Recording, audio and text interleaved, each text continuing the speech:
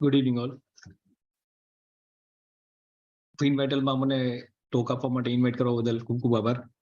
હવે આપણે આ બધું તો જાણી લીધું કે ભાઈ આપણે કયું ફંડ સિલેક્ટ કરવાનું છે, કઈ ફંડમાં કેટલા પૈસા રોકવાના છે, પણ આપણે કરશું કેવી રીતના?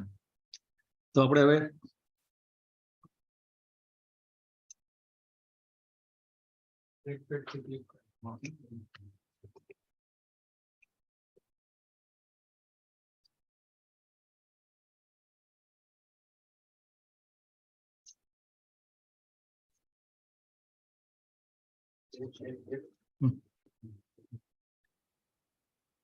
એના માટે મોદી સાહેબે કીધું છે પ્રમાણે આપણે મીન્સ આત્મનિર્ભર તો બનવું જ પડશે.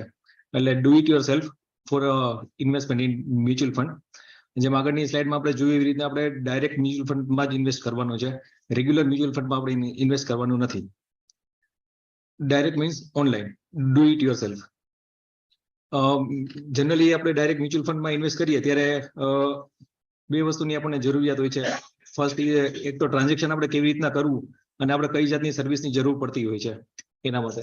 તો આપણે જે મ્યુચ્યુઅલ ફંડ જ્યારે ટ્રાન્ઝેક્શન કરીએ ત્યારે બાઇંગ અને સેલિંગ માટે ટ્રાન્ઝેક્શન કરતા હોય અથવા સર્વિસીસ માટે ટ્રાન્ઝેક્શન કરતા હોય, જેમ કે કેવાયસી માટે selection of nominee, change in bank detail, change in email or mobile phone number or related to statement. આટલી સર્વિસની આપણને જરૂર પડતી હોય છે. ડાયરેક્ટ મ્યુચ્યુઅલ ફંડ આપણે ઓનલાઈન જ્યારે પરચેસ કરતા હોય ત્યારે આપણે બે ફોર્મમાં પરચેસ કરી શકીએ. ફર્સ્ટ ઇઝ ફોલિયો ફોર્મ અને second one is demat form. બંનેના એડવાન્ટેજ અને ડિસએડવાન્ટેજ છે. ફોલિયો ફોર્મમાં જો આપણે ઇન્વેસ્ટમેન્ટ કરતા હોઈએ તો આપણે મલ્ટિપલ વે થી ઇન્વેસ્ટ કરી શકતા હોઈએ, જેમ કે આપણે ડાયરેક્ટ મ્યુચ્યુઅલ ફંડ હાઉસીસ પાસેથી લઈ શકીએ કે ઓનલાઈન એપ્લિકેશન હોય કે ઓનલાઈન જે વેબસાઇટ હોય ત્યાંથી આપણે ડાયરેક્ટ લઈ શકતા હોય. જ્યારે ડીમેટ ફોર્મમાં તમે મ્યુચ્યુઅલ ફંડ બાય કરશો તો you have to go through broker only, કે જે જીરોઝા કોઈન છે કે એન્જલ બ્રોકિંગની સાઇટ છે એમાંથી તમે ડાયરેક્ટ કરી શકશો.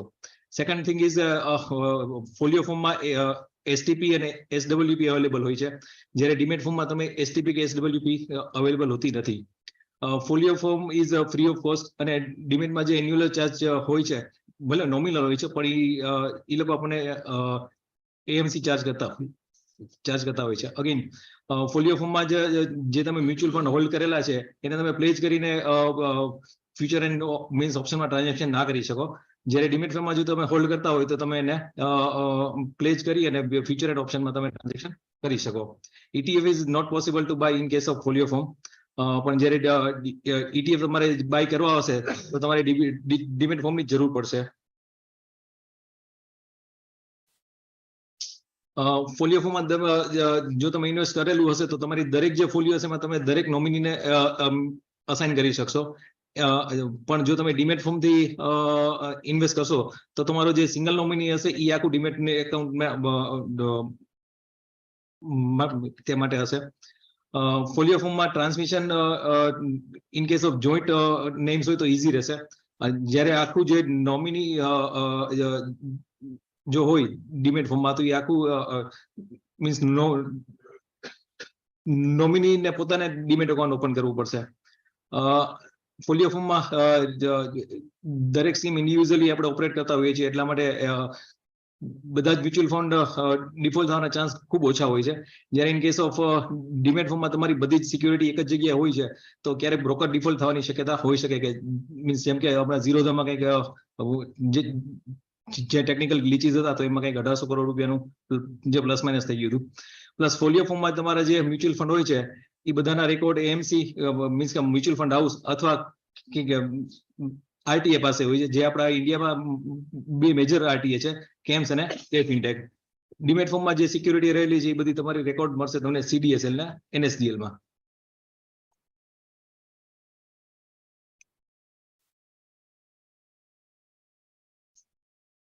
ચલો આપણે બાય કરવા છે મ્યુચ્યુઅલ ફંડ તો આપણી પાસે આ રીતના ઓપ્શન હોઈ શકે છે. ફોલિયો ફોર્મમાં આપણે જો બાય કરવા હોય તો આપણે mutual fund asset management company માંથી બાય કરી શકીએ, અથવા આરટીએ કે જે કેમ્સ અને કાર્વી મેન્ટેન કરે છે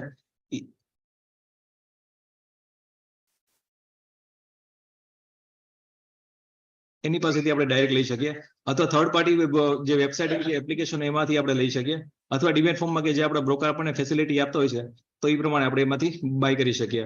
મ્યુચ્યુઅલ ફંડ ડાયરેક્ટ જો આપણે બાય કરવા હોય તો જે અત્યારે બેસ્ટ વે છે એ મ્યુચ્યુઅલ ફંડ યુટિલિટી છે. સેકન્ડ ઇઝ આરટીએ થી બાય કરવા હોય તો મ્યુચ્યુઅલ ફંડ સેન્ટ્રલ ફેસિલિટી છે. થર્ડ આપણે જો વેબસાઇટ પાસેથી કરતા હોય તો ઘણી બધી આપણી પાસે એપ્લિકેશન છે, કુવેરા, ગ્રો, ઇન્ડ મની લાઈક.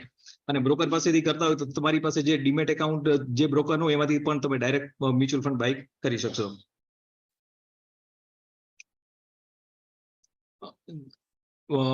જેમ આપણે આગળની સ્લાઇડમાં જોયું એમ આપણે મ્યુચ્યુઅલ ફંડ પાસેથી જો ડાયરેક્ટ બાય કરવું હોય તો આપણે એઝ એ ઇન્વેસ્ટર આપણે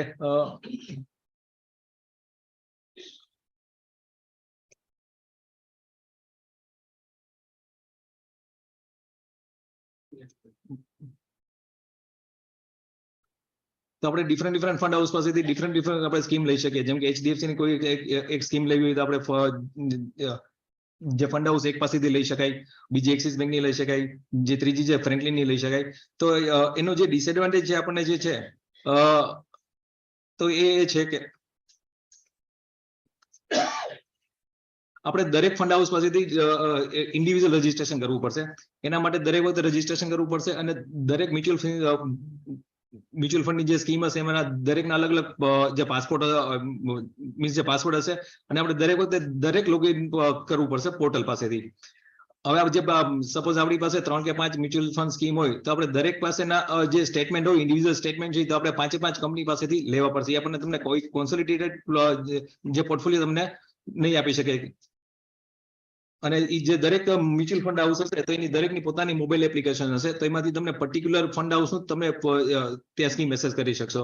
અને જેટલા પણ મ્યુચ્યુઅલ ફંડ તમારી પાસે હશે તો એનું કમ્બાઇન્ડ કોન્સોલિડેટેડ સ્ટેટમેન્ટ તમને મળશે નહીં. તો એનું સોલ્યુશન શું છે આપણી પાસે? તો એનું જે સોલ્યુશન છે એ છે મ્યુચ્યુઅલ ફંડ યુટિલિટી. આપણા ઇન્ડિયામાં એક કોમન પ્લેટફોર્મ છે જે મ્યુચ્યુઅલ ફંડ યુટિલિટી નામનું છે, જે બધા જ મ્યુચ્યુઅલ ફંડ હાઉસીસને એક કોમન પ્લેટફોર્મ પર લાવ્યા છે. હવે એના માટે તમારે જો બાય કરવું હોય તો first you to go to login mfu.com website પર અને તમારે એક એકાઉન્ટ નંબર ક્રિએટ કરવો પડશે જેને એ લોકો કોમન એકાઉન્ટ નંબર કે જે કેન. આ યુનિક નંબર એકવાર ક્રિએટ થઈ જાય પછી તમે આ નંબર પરથી કોઈ પણ કંપનીનું કોઈ પણ મ્યુચ્યુઅલ ફંડ તમે બાય કરી શકશો. પણ વસ્તુ એ છે કે એમાં ખાલી પેપર થોડું વધારે છે ને લગભગ 1 અઠવાડિયાનો ટાઈમ એમાં લાગે છે કોમન એકાઉન્ટ નંબર એક્સેસ કરવામાં. મ્યુચ્યુઅલ ફંડ યુટિલિટીનો એડવાન્ટેજ એ છે કે તમે કોઈ પણ મ્યુચ્યુઅલ ફંડ તમે આ સિંગલ પોર્ટલ પરથી બાય કરી શકશો. તમારી બધી જ જે સ્કીમ છે એમાંથી તમે કોન્સોલિડેટેડ સ્ટેટમેન્ટ તમે ડાયરેક્ટલી લોડ કરી શકશો. ફ્રી ઓફ કોસ્ટ છે અને you can set your custom alert and triggers. Drawback માં જોઈએ તો a very long registration process. It is not user friendly right now. Only mobile android માટેની app છે. Customer support is not up to the mark અને advisory support આપણને મળતો નથી. હવે સેકન્ડ મેથડ જે છે આપણે મ્યુચ્યુઅલ ફંડ લેવા માટેની જે છે એ છે રજિસ્ટર એન્ડ ટ્રાન્સફર એજન્ટ. ઇન્ડિયામાં બે મેજર આરટીએ છે, કેમ્સ એન્ડ કાર્વી. હવે કોઈ પણ એક મ્યુચ્યુઅલ ફંડ કંપની હોય તો એ પોતાના જે કસ્ટમર જે છે એનો ડેટા રેકોર્ડ આઈધર કાર્વી સાથે મેન્ટેન કરતું હોય અથવા કેમ સાથે મેન્ટેન કરતું હોય. તો દરેક મ્યુચ્યુઅલ ફંડ આવી રીતના એક રજિસ્ટ્રાર એપોઇન્ટ કરેલા હોય. કેમ્સ અને કાર્વીની કોઈ પણ સાઇટ ઉપરથી તમે જે તે મ્યુચ્યુઅલ ફંડ સપોર્ટ કરતા એમાંથી ડાયરેક્ટ ઓનલાઈન કરી શકો. પણ ડ્રોબેક એ છે કે જે એક ફંડ હાઉસ છે એકને જ સપોર્ટ કરે છે કે એકની સર્વિસ લે છે. તો તમારી પાસે બે ડિફરન્ટ આરટીએ ના હશે તો એના માટેનું અગેન તમને કમ્બાઇન્ડ કોન્સોલિડેટેડ સ્ટેટમેન્ટ મળશે નહીં. સો આરટીએ થ્રુ જો આપણે મ્યુચ્યુઅલ ફંડ પરચેસ કરીએ તો એ આપણને ચાર્ટ અને ગ્રાફ આપશે અને some sort of analysis. Again, it is free of cost. STP and SWP is available for RTA. Drawback is that only one mutual fund supports one RTA. Suppose કે તમારે RTA પાસેથી જો લેવા હશે mutual fund તો તમારે 2 account ખોલવા પડશે અને પછી તમે કોઈ પણ મ્યુચ્યુઅલ ફંડ તમે લઈ શકશો. પણ આ બંને એકાઉન્ટ જે છે જો તમે ડાયરેક્ટલી લોગિન કરશો તો એનો તમને બેનો કમ્બાઇન્ડ સ્ટેટમેન્ટ મળશે નહીં. તો એનું જે સોલ્યુશન છે એ છે મ્યુચ્યુઅલ ફંડ સેન્ટ્રલ. એ લાસ્ટ સપ્ટેમ્બર 2021માં જે ફ્લોટ થયું છે અને એ કેમ્સ અને કાર્વી બંનેને કમ્બાઇન કરી અને તમને જે તમારો આખો પોર્ટફોલિયો છે બતાવે છે. એમાં 3 મેજર સર્વિસીસ છે. એ આ તમારો એક જે પોર્ટફોલિયો હોય એ બતાવે.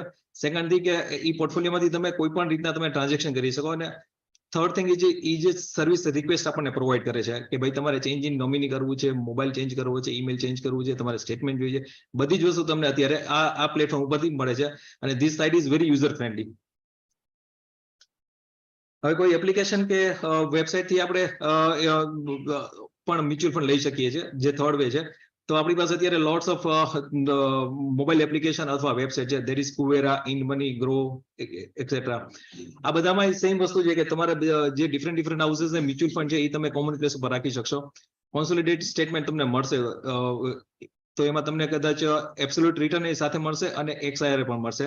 અને આ જે એપ્લિકેશનનો ફાયદો એ છે કે એમાં તમને વેલ્યુએટેડ સર્વિસ, સપોઝ કે તમારે કોઈ ટેક્સ હાર્વેસ્ટિંગ કરવું છે, કે જેમ દવે સાહેબે કીધું એ પ્રમાણે ગોલ બેઝ ઇન્વેસ્ટમેન્ટ કરવું છે, તો તમારે કયા ફંડમાં કેટલું ઇન્વેસ્ટમેન્ટ કરવું પડશે એની તમને ગાઈડલાઇન્સ એમાં મળશે. હવે આપણે ઇન્વેસ્ટમેન્ટ કેવી રીતના કરવું છે આપણે જોઈ લીધું, પણ ઇન્વેસ્ટમેન્ટ કરવા માટે આપણે શું જોશે, તો એની અમુક પ્રીરિક્વિઝિટ હોય છે. બધી જ વસ્તુ મોબાઈલથી ઓનલાઈનથી થઈ શકતી હોય છે. તમારે કોઈ મ્યુચ્યુઅલ ફંડ હાઉસ પાસે જવાની જરૂર રહેતી નથી. તેના માટે તમારે first as usual PAN card, Aadhaar card, mobile number, email ID અને એક કેન્સલ ચેક. અને જો તમે માઇનરના નામથી ઇન્વેસ્ટમેન્ટ કરવાનું હોય તો એના નામનું તમારે બર્થ સર્ટિફિકેટ જોઈશે. હવે આપણે આવશે સર્વિસ. એકવાર આપણે ઇન્વેસ્ટમેન્ટ તો કરી લીધું, પણ પછી આપણે આગળ જતા સાહેબે કીધું કે આપણે જો વર્ષે કે 6 મહિને રિવ્યુ કરવાનું હોય આપણો પોર્ટફોલિયો, તો અમુક વસ્તુની આપણે જરૂર પડતી હોય છે, જેમ કે સ્ટેટમેન્ટ. તો સ્ટેટમેન્ટમાં 2-3 વસ્તુ ઇમ્પોર્ટન્ટ છે. ફર્સ્ટ ઇઝ ટ્રાન્ઝેક્શન સ્ટેટમેન્ટ, કે જ્યારે તમે મંથલી એસઆઈપી કરતા હોય તો દર મહિને તમારા જે બેંક એકાઉન્ટમાંથી જેટલાની એસઆઈપી થતી હોય એની સામે કેટલા NAV થી યુનિટ લીધા છે, તો એનું એક સ્ટેટમેન્ટ તમને આવી જતું હોય છે.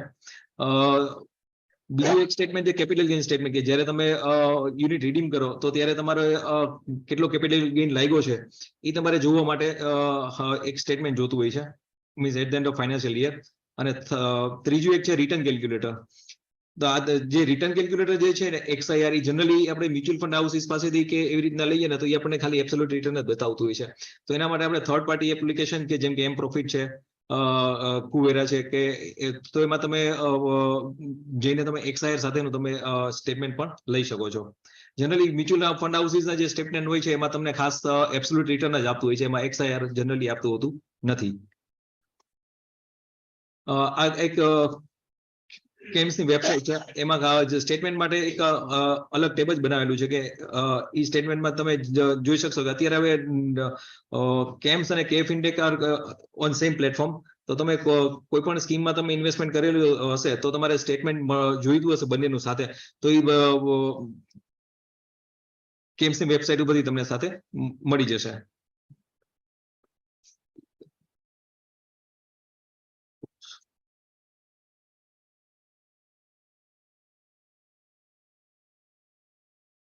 આ કેમ્સની વેબસાઇટ ઉપરથી સ્ટેટમેન્ટ છે.